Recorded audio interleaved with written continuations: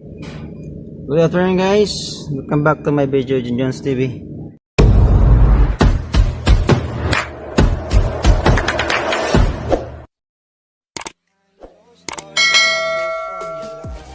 Meron tayong check engine lights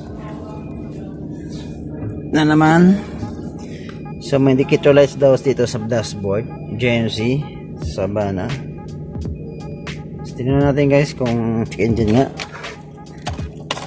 on natin.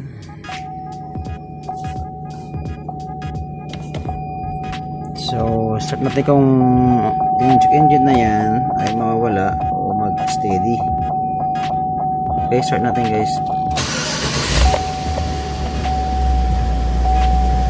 Dapat mawawala yan eh pag start. So bumalik, hindi nawala, so ibig sabihin check engine nga.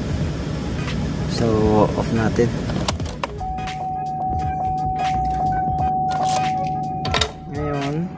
Gamitin natin ulit natin ng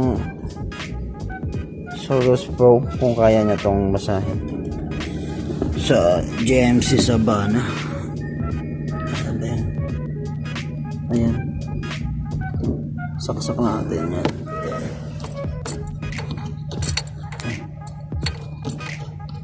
Ito tama.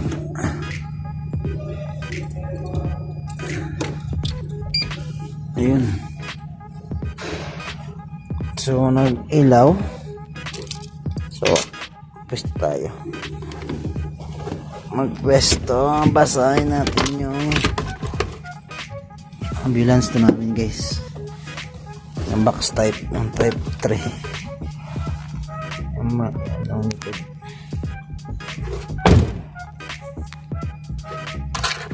So natin yung ilaw.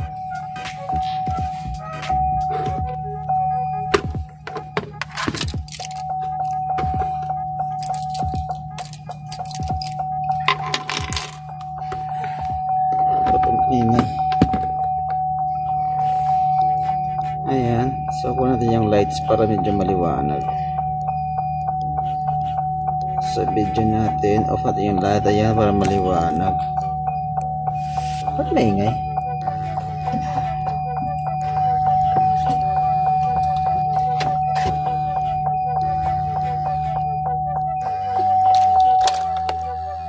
So may na guys, on kasi maingay. So GMC Savana, ayan. Ayan. So walang data, yes natin. US natin. Arrow down. Yes. Press yes. Select GMC. 2012 na to siya. Yes.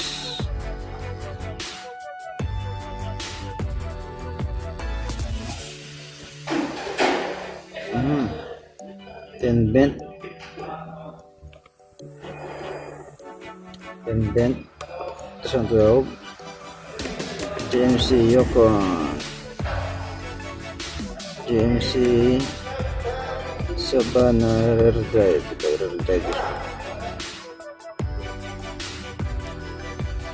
Parang 8 eh. Hindi ko tayo yung ratio 8.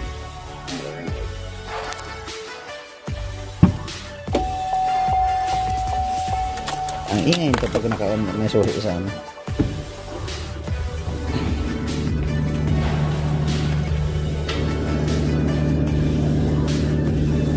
One, two, three, four, five, six, seven, eight.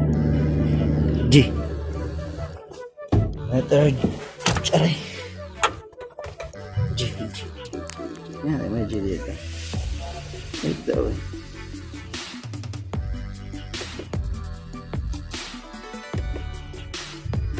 G 6.8. Ayan.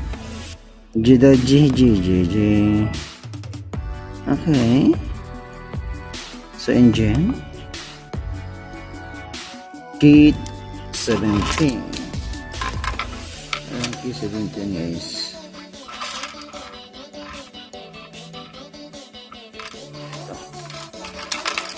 Key 17 daw.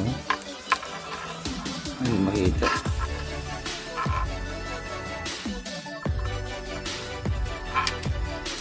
Ayan, key 17.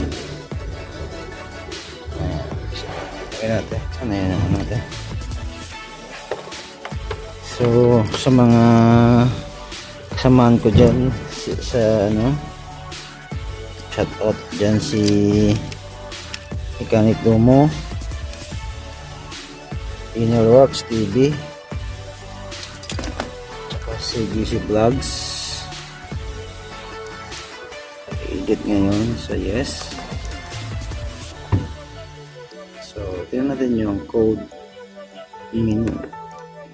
Yes. Display code could help code clear. Then display code na tayo kung anong check engine natin.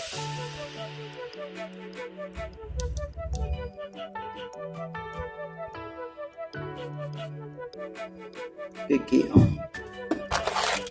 Key on daw guys. Key on.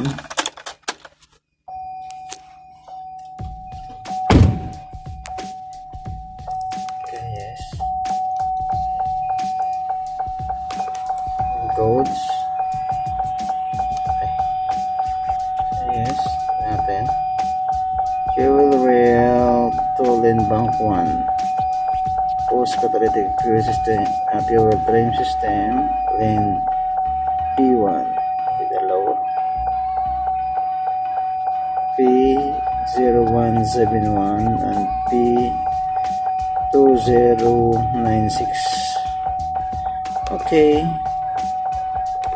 So, yun din yung field code clear.